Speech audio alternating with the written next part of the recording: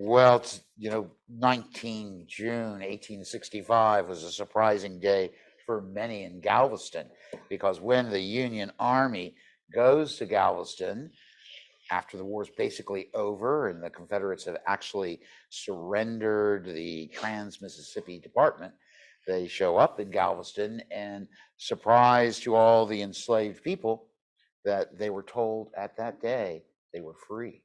And they had been freed 2 years before, or over 2 years before, by Abraham Lincoln.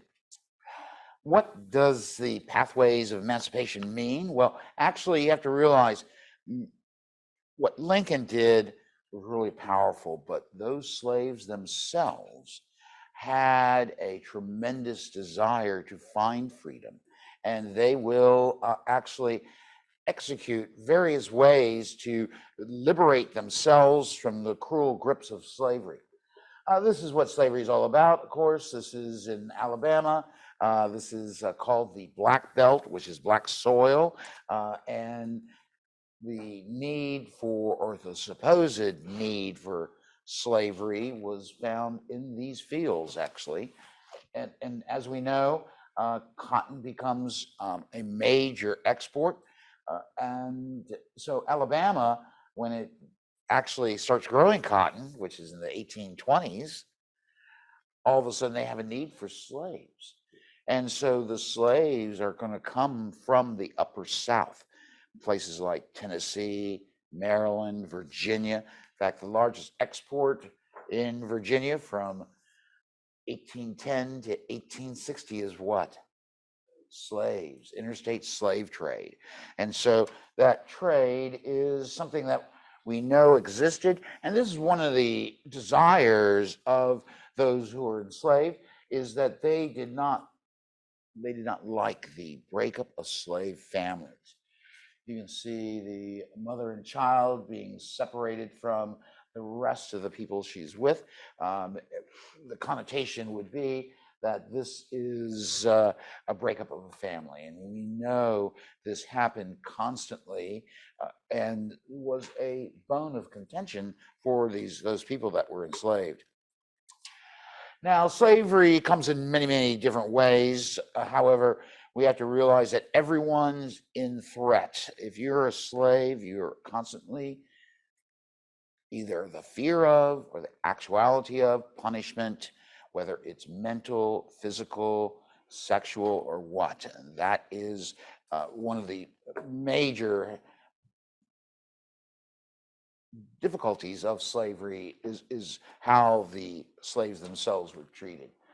In fact, this is called a bell and horn, and that comes in various designs, but in essence, if you were a constant runaway, they would put this device on you. It was an iron collar that also, many times also was on the top of your head, and it went up, as you see, with bells, so that if you try to run away, what's going to happen? They find you. They're going to find you. This weighs anywhere between 10 to 20 pounds. So you imagine the work in the fields with a bell and horn on you. This is probably the most typical of the harshness of slavery, is when we look at something like a bell and horn. And we have descriptions by people who I'll get to later on who actually had to wear the bell and horn. So it's pretty bad. Everything about slavery is, I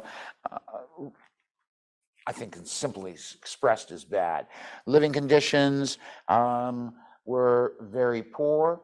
You had second-rate food. In Maryland, they outlawed serving canvasback duck to slaves, believe it or not. That was a law that was passed by the Maryland General Assembly.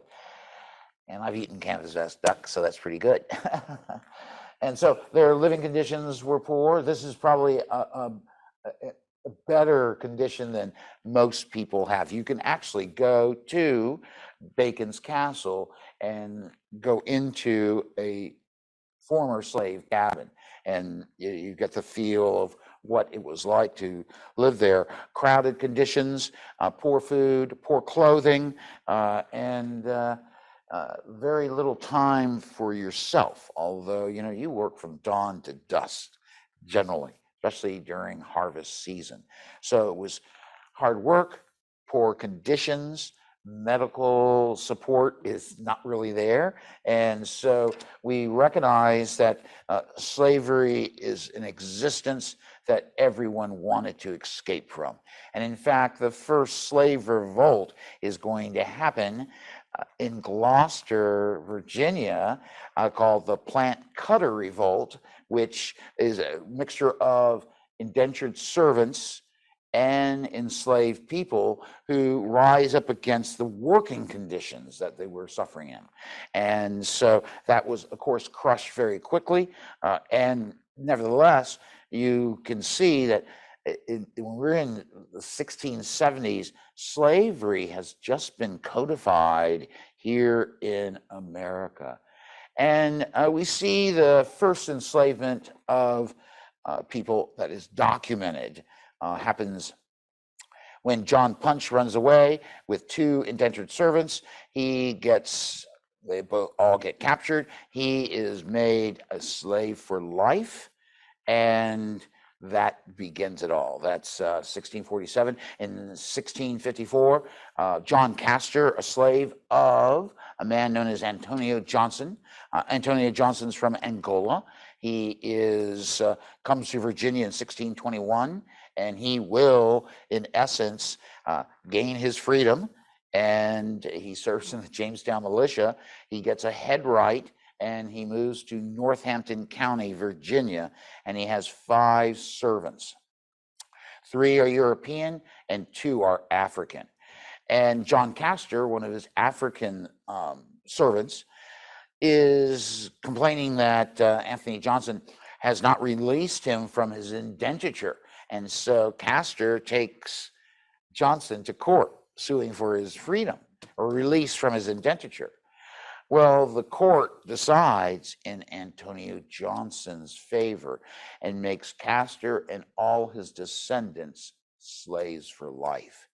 Very quickly after that floodgate is open, we're going to see Virginia pass a series of laws. And these laws really begin as early as 1629. Number one, there was prejudice in one law that was passed that European descended women could not marry or interface with African descended people. And so that was, if you did so and got caught, that's 100 pounds of tobacco would be your fine. But really, it's when Virginia decides in the 1660s that we must have that the descendants of a female slave is the same condition as the mother. So the child becomes a slave automatically as soon as they are born. So this is something that is documenting how slavery expands so quickly. The numbers are unbelievable, but just think of the concept of freedom. And this is Toussaint L'Ouverture, which yeah, I don't speak French very well, but this is a painting that is tremendous. He actually creates a revolt in Haiti, which will rise up against their French European masters, and it is a very bloody revolt. Many of those French slave owners will then move to New Orleans, believe it or not, and Louisiana, because in Louisiana, along part of the Mississippi, you can grow sugar. So the same thing they're growing in Haiti. So you see this transfer, but it's a very bloody revolution. France recognized they become an independent nation. And as a result of that, so he's an emancipator, isn't he? He frees the slaves of Haiti.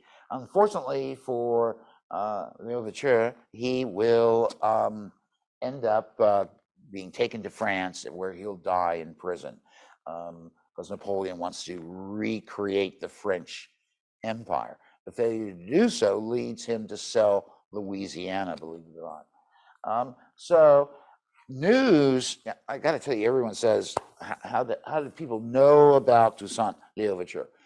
Well, if you were enslaved and you're in the same room with people at a dinner and what would they talk about? If they were a slave owner, part of the slaveocracy, as you would call, they hear what they're saying about this revolt. And so that leads many people to have a even greater thirst for their own freedom. This is Gabriel Prosser. He is a free black, a blacksmith. He actually does the same thing out of the Bible, take your plowshares into swords and what have you. And he supposedly had over 1,000 followers. And he was going to attack Richmond. And the trouble is, you know what the thunderstorms are like around here. Well, the night they were supposed to meet at the covered bridge, this Meadow Bridge, they can't do it because of the heavy rains. So the delays 1 week.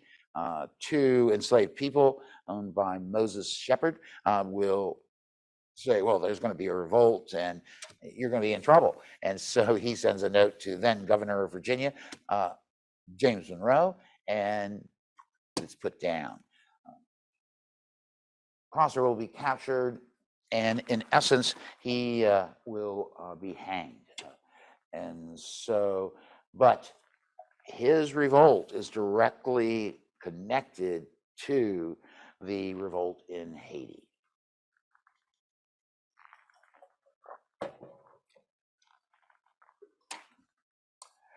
Now, probably there's many, many, many slave revolts in American history.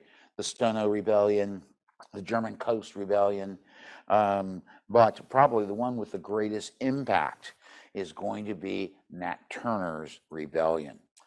Nat Turner is a literate enslaved person who actually read the Bible back and forth and was a mystic, a self-taught preacher who could mesmerize crowds. He actually baptized a white person. He took the evil out of him, and so in essence, he has a small group of followers that he says, we're going to rise up. Now, he says he sees signs from God, like he walks through a cornfield, there'll be droplets of blood on the stalks.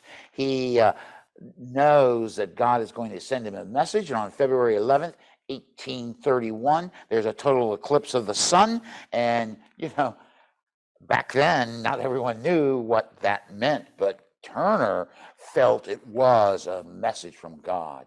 He plans his revolt for July 4th, 1831. However, he will be sick, the pressure of it all. And so he fails to organize his rebellion. However, there's another day, August 13th, 1831, and I don't know if you all know, when it's real humid around here, actually the clouds get bluish green, and it kind of changes the color of the sun, and once again, dark clouds are going over white clouds, which is a message to do what? To rise up and strike your enslavers. And so this is actually a little meeting. It's on a little island in what is called a reptile-infested swamp. I've been there, and it is. So I was actually very scared when I was there, But anyway, Nat Turner convinces his followers and that we're going to do this. So they, about 10 o'clock, they marched to 10 o'clock on 21 August 1831. They marched to the Travis household, where actually Hark, one of them probably standing to the right of Turner, Hark and Turner were enslaved. So they kill the young son, Putnam Moore, and then they kill Travis and his wife. Oh my gosh, there's a baby in the cradle. So they get the guns from that house, including the sword that Nat Turner's going to have, and he trains them how to be soldiers. And that is going to, because, you know, he tells them that we're going to take the weapons of our enslavers and turn them into tools to find freedom. Where is that from? It's called Exodus. And so you can see this parallel, because he wants to march to a town in Southampton County called Jerusalem. Now it's Cortland, but you know, you've got this this very feeling of that this is God's work, or this is what Turner says. And so anyway, by noon on August 22, they will reach what is called the Rebecca Vaughn House, and they will kill all the enslavers there, 5 people, making a total of 57 enslavers killed. It's the last killings during the rebellion. His rebellion will fall apart because they run into the militia at a place called Parker's Field. They try to go to a bridge called Cypress Bridge to attack Jerusalem, but it's guarded by the militia because news of this gets out. At first they say the British are coming, but very quickly they recognize, no, this is a slave. The one thing everyone feared, let me tell you, in Southampton County, there are 7,500 enslaved people, 1,800 free blacks and Native Americans, and 6,000, European descended people. So in other words, you're outnumbered. And the one thing you feared was a slave revolt. And Nat Turner is able to pull it off. However, he and his followers will be defeated, especially on the morning of August 23, 1831. And Nat Turner will go into hiding, but will be captured on October 30th, 1831. And he will be tried and then hanged. And so this is a powerful episode, because what does Virginia do? Our governor at that time is John Floyd. He's a doctor. He actually studied under Benjamin Rush. He is also a militia officer. So he will actually have this desire to emancipate the slaves in Virginia. And the plan is this gradual freedom process that's called the post-nady, and you're going to see it start in West Virginia and move towards the east until it got all the way to the Atlantic Ocean. So there's a great concept. However, Floyd does not push it like he said he was going to. As a result of that, the General Assembly in February of 1831, after debating whether or not to emancipate the slaves, and what they meant by emancipation was, we're going to gradually free them, and then we're going to send them to Liberia, right? And Liberia is there's an organization called the American Colonization Society, which is all about creating Liberia as a place for former enslaved people that had been freed. So what they were doing is the height of bigotry. Nevertheless, the opportunities in Liberia, not everyone wanted to go back to Liberia, I have to tell you. This person, who is from Southampton County, is Anthony Gardner. He will go to Liberia in 1831. He misses the slave revolt, and he will later write the Declaration of Independence for Liberia. And he also becomes president of Liberia, the 8th president. So is he emancipated? Yes. How does he get emancipated? He leaves America. So, you have a couple of choices how to emancipate yourself. And we're going to go through those in kind of detail. But number one, we've already is a slave revolt. Number two would be gaining your freedom and being sent back to Africa. Actually, the Commonwealth of Virginia had a budget to pay for transportation of slaves to Liberia, or former slaves to Liberia. So it's a pretty powerful existence. This man was born into slavery. His name is Frederick Douglass. He becomes one of the leading emancipators, and he will have a publication. He first works with William Garrison, the Liberator magazine, but they kind of have a falling out. And so Douglass will go to create what is known as the North Star.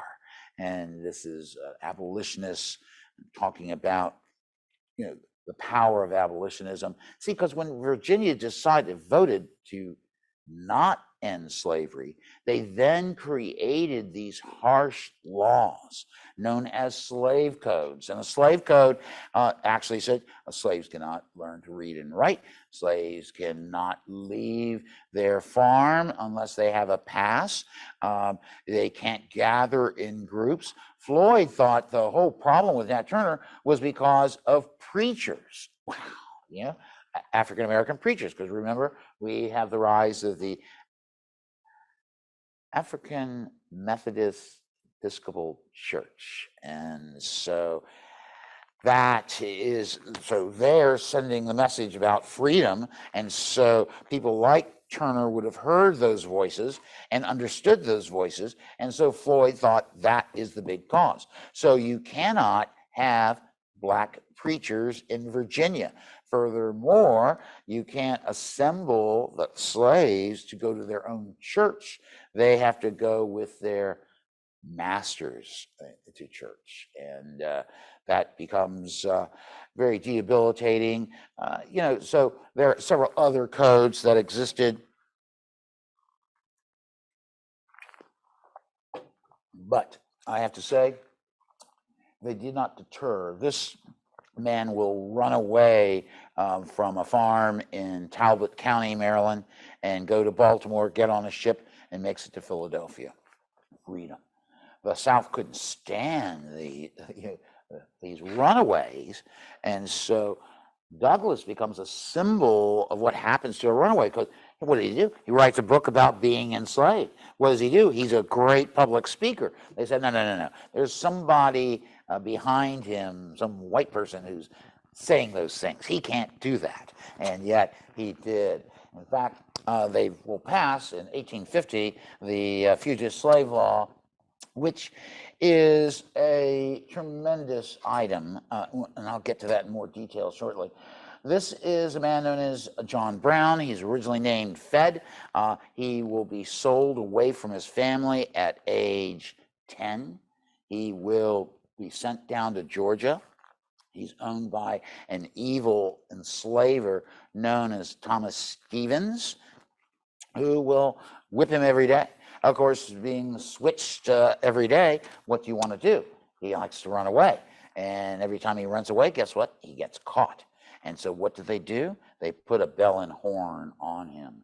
And so one day, Stephen's son said, I want you, Fed, to go in and get me something out of the smokehouse.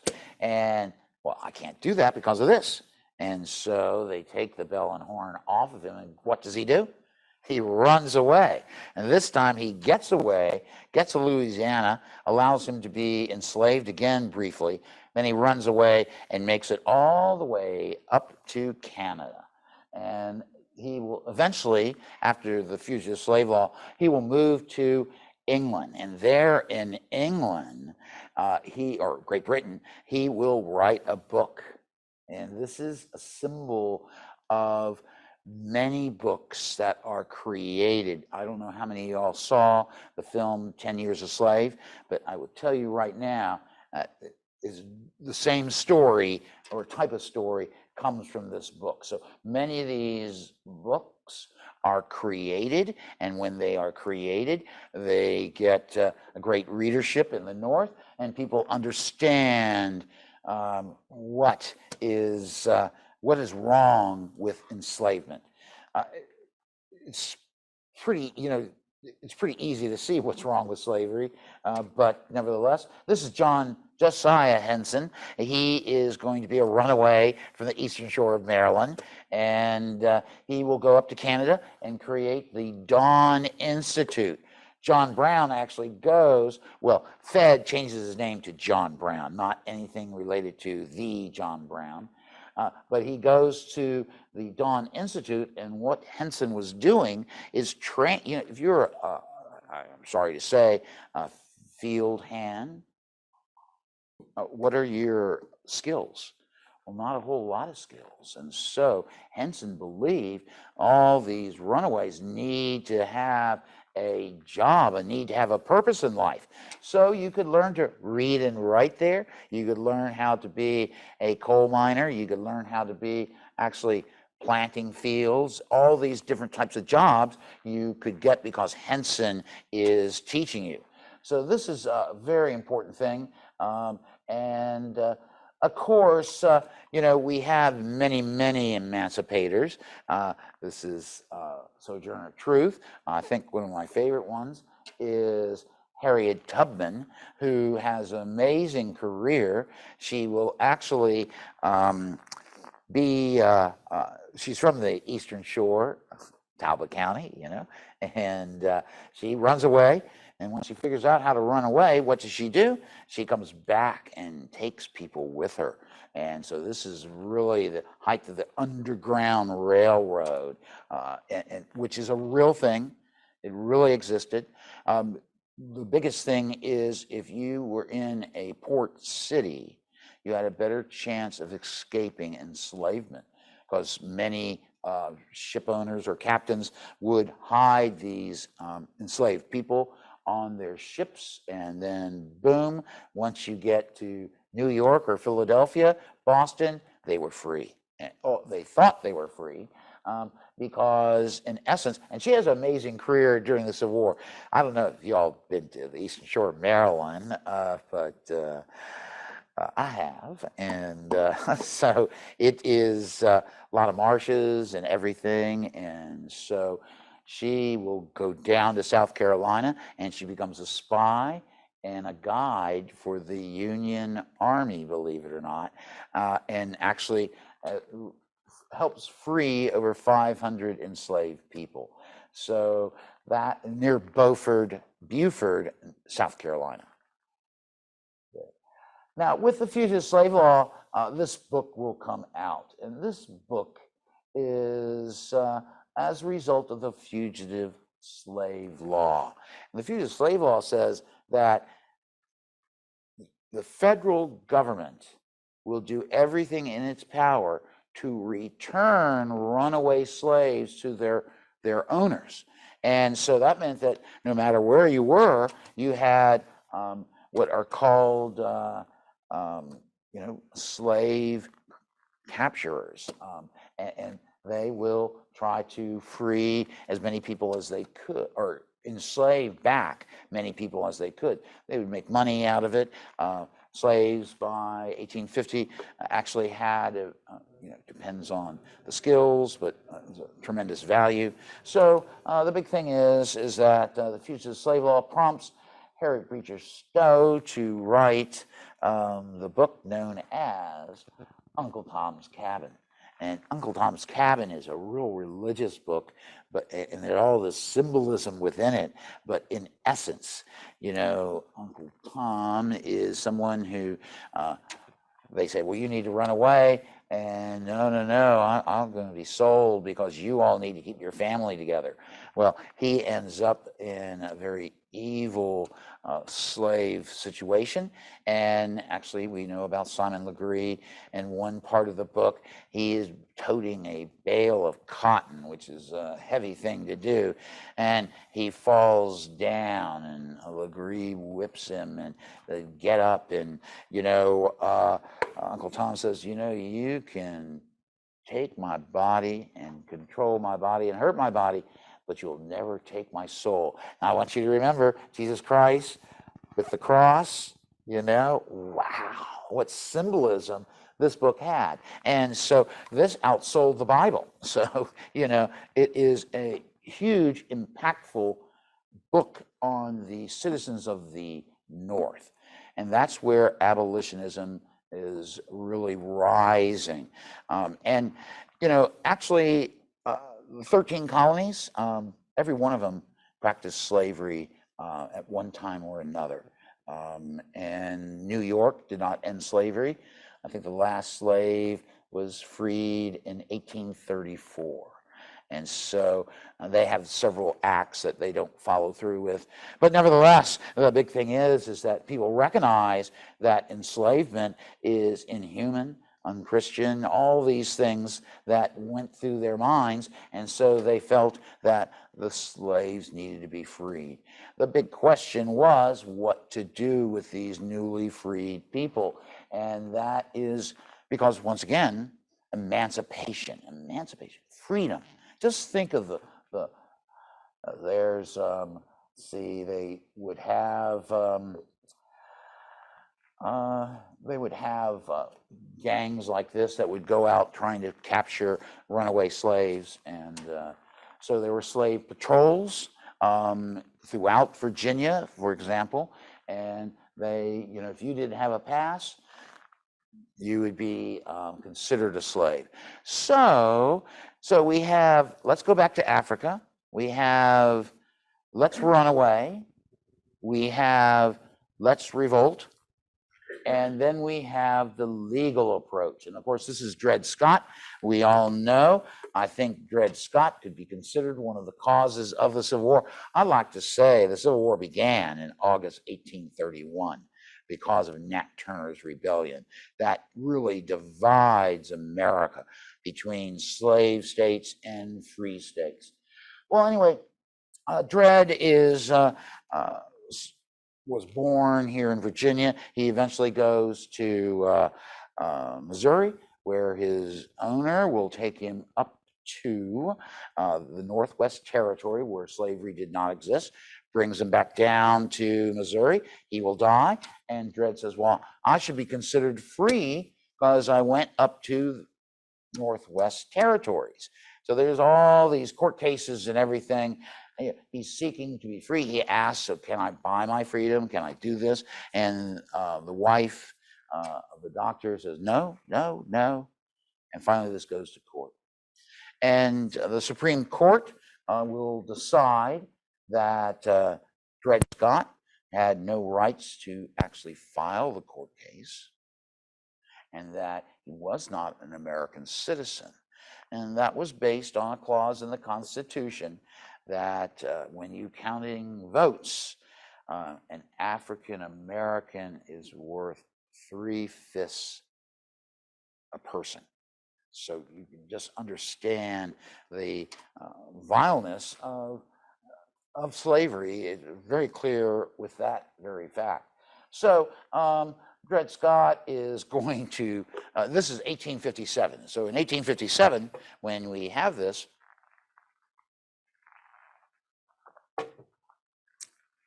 when the war erupts, basically the slaves understood, those enslaved people understood that this war is about us.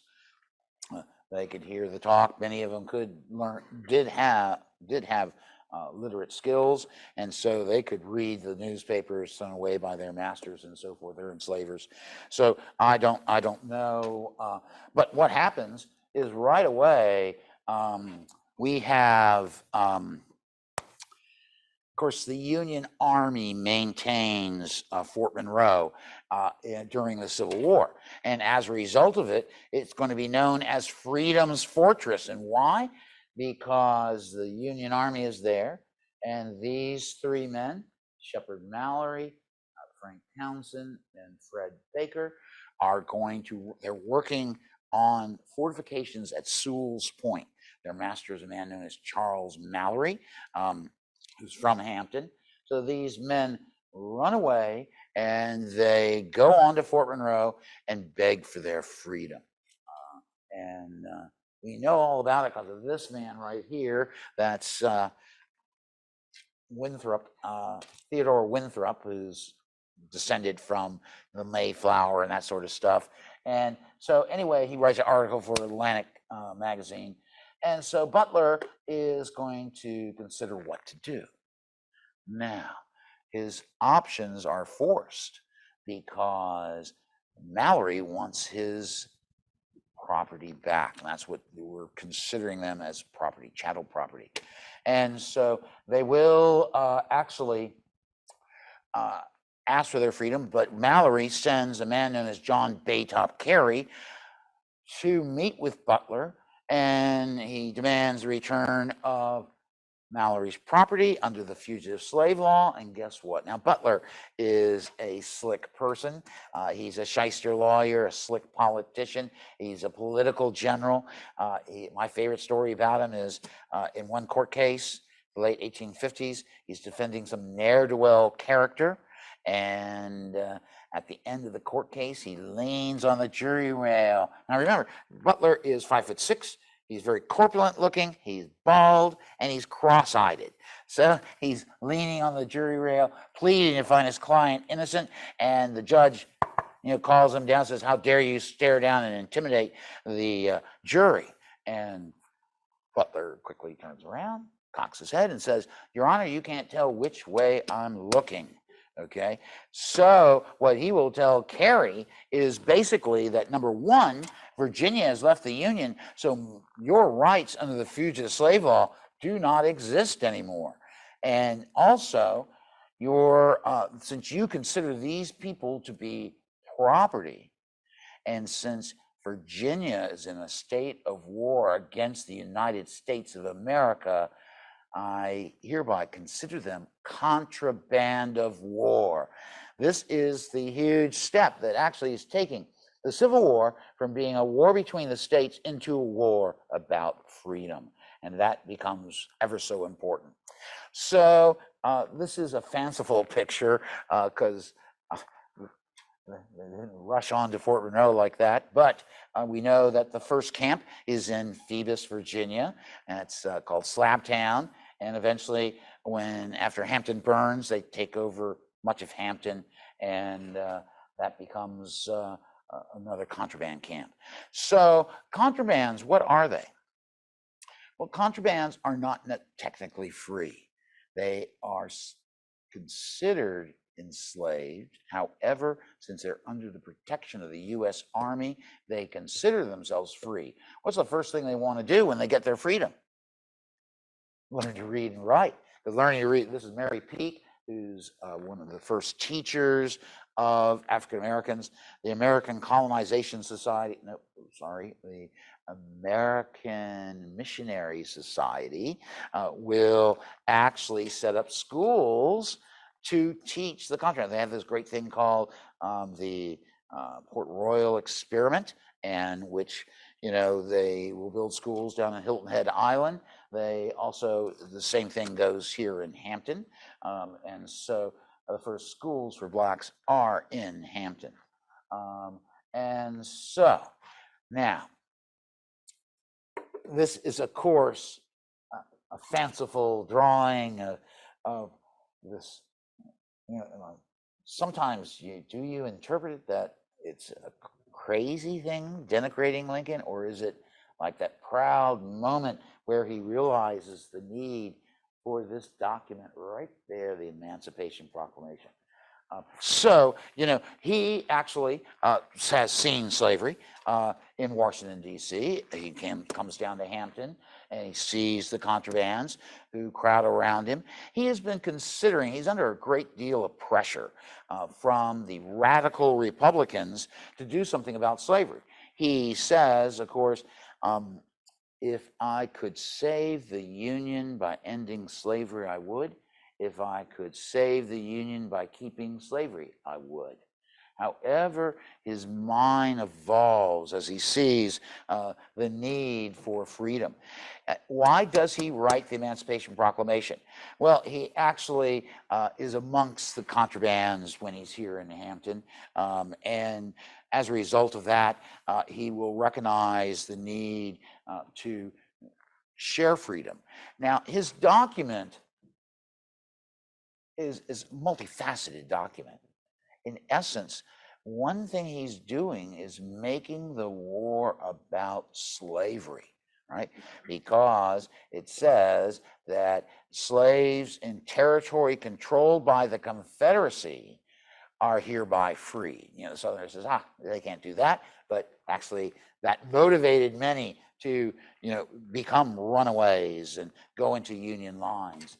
And so he is weakening the Southern economy by causing runaways. He is strengthening the Union Army because eventually they will allow the recruitment of African American soldiers. So, as Frederick Douglass, you put a uniform on a man, you give him a gun, get the U.S. on his belt buckle, and he feels like a real man, and he's ready to save his fellow man from enslavement. So that's a pretty powerful statement. And so that's called, he likens it to horsepower, actually. And and over 200,000 African Americans will serve actually in the U.S. Army. There are some that serve in the Confederate Army. But the big thing is that Lincoln also, by considering the wars about slavery, what he is saying is basically that England and France, who are on the borderline of whether or not to free the slaves, guess what? They now know they can't recognize the Confederacy because that means they support the existence of slavery. Slavery was outlawed in all British possessions in 1834, perhaps part of the result of Nat Turner's rebellion. And France had ended slavery in the early 1850s. So basically, he's telling Europe, well, if you support the Confederacy, you're supporting slavery. So they can't do that. So, in essence, the first reading of the Emancipation Proclamation in the South takes place right there. Behind this tree is the Butler School. That is a contraband church, which congregation still is in existence, right? This is called the Emancipation Oak because the students filed out of the classroom on January 1st, 1863, and they heard the Emancipation Proclamation read to them. Oh my gosh, freedom. Freedom is theirs, right? And so you can actually go to this place and you can see that church is now a brick church, but you can actually feel the history beneath the boughs of Emancipation Proclamation, and place-based history is the best. So anyway, this is when, now the Emancipation Proclamation didn't free any slave that was within the control of the Union. But they thought, because there's a clause that says, well, these are the places where slaves are free, not here, the exempt, like the Peninsula, Norfolk, and so forth. Nevertheless, the document itself gives this sense of freedom, which will be eventually codified for the American people after the end of the Civil War. So, pathways to emancipation. How do we get emancipated? Well, number one, you can join the Union Army and be part of the fight to put down the evils of enslavement. Number two, you can try to have a legal result. You can try to run away. You can try to write stories about life enslavement. You can actually have a revolt. You could actually go back to Africa. All these things were avenues or pathways, as I like to say, to emancipation. And it is something that is so important for us all today. So that's my take on why we have Juneteenth. Once again, it's the day when the Emancipation Proclamation, there's Lincoln in, look, because of the Emancipation Proclamation, he's loved by all African Americans in America. And because these are the symbols of emancipation, right? It ends enslavement. It gives people the right to learn, to read, freedom from the controlling aspects of slavery. So this image is a true image of what emancipation meant in 1865 to those enslaved people in Galveston, Texas. So anyway, Are there any questions? Oh, anyway, anyway, what? So today is Juneteenth holiday for the city here, and Monday federal holiday. I don't know why they don't do it together, but they didn't. Well, that's why Virginia left the Union, That maybe. could be, could be. But do we have any questions from the room for John? I understand Lincoln was upset when Butler declared the runaway slaves as contraband because he wasn't ready to do anything. Well, actually, and so the question is, Lincoln was mad about Ben Butler's contraband of war decision. Actually, there's nothing written about how Lincoln responds to it. And actually, they will codify it on August 3rd, 1861 with the Confiscation Act. And so that basically says, yeah, we can take whatever property that you have if you're at war using that property against the United States of America. Wow. So Lincoln writes nothing about it. The radical Republicans in Congress do applaud it, but they say it's not enough. And so Lincoln has to go through this, by 1862, he publishes the Emancipation Proclamation on September 22nd, 1862. That is 5 days after the bloodiest day in American history, the Battle of Sharpsburg, also known as Antietam. And there we see that, all these people that had been killed, what are they fighting for? Well, he wanted to make sure they were fighting for a real reason, and that is not the independence of the South, but preservation of the Union, and by preserving the Union, he intended to end slavery. Kira, do we have an online question? We do have two, actually, from the same gentleman. So the first question is, what about slavery in other countries from 1600 to 1865? Was the USA the last country to outlaw slavery? No, Brazil still maintains slavery, and they don't end it until the 1880s. That's what Don Pedro II lost his job as Emperor of Brazil because he freed the slaves without compensating the former owners. If you consider serfdom slavery, then we know that serfdom doesn't end until the 1870s in Russia controlled areas like Poland and so forth. So we're not the last to end slavery, but we're slow in doing it, and it's all about economics. The biggest investment in America was the ownership of slaves. You think of the millions upon millions of dollars, and actually slave owners who rapidly wanted to expand their holdings because of the value of cotton. Cotton is king, they would all say. And so they borrowed money from Wall Street to buy more to enslave more people. And so actually everyone is involved in enslavement. You can't hide from it. And so it's a stain on American history. Okay? Yes. In the northern states, you mentioned New York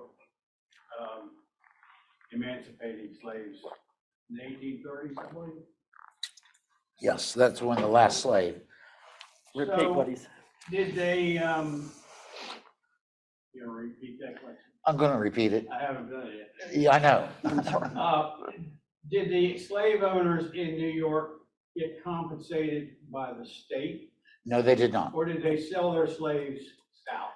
Well, so the question is, when New York ended slavery, did they compensate the owners, or did many of the owners sell their slaves into the South?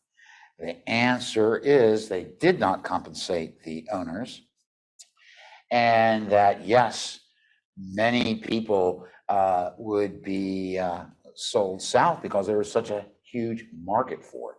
The market was as a result of the end of the slave trade, when we create the Constitution, we say we're going to end the slave trade. And so once it's outlawed, where are you going to find your labor force for the rapidly expanding cotton fields in the South?